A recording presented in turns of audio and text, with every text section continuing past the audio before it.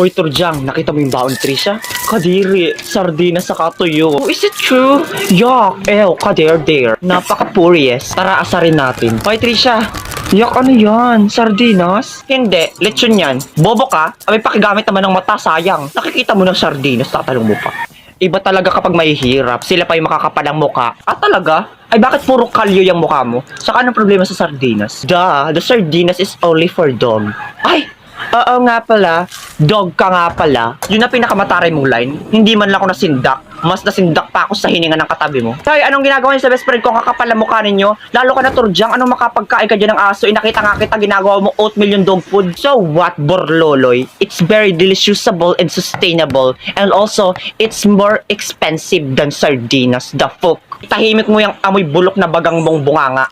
Tara, Trisha, share na lang tayo sa baon ko, fried chicken. Huwag kang magpainggit dyan, Borloloy. Chicken din ang baon ko, no? Oo nga, nakita ko kanina, puwet ng manok. Kaya pala napakadaldal mo dahil napakahilig mo sa puwet. Yak ka rin, totoo.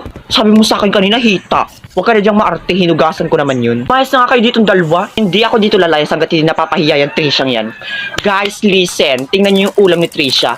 Ha, sardinas at tuyo, kadiri. Oo nga, tapos narinig ko, farmer lang yung parents niya. Kade, ang kapal ng mukha mo. Bitawan mo si Turjang, baklang ulik bak. Isa ka pa.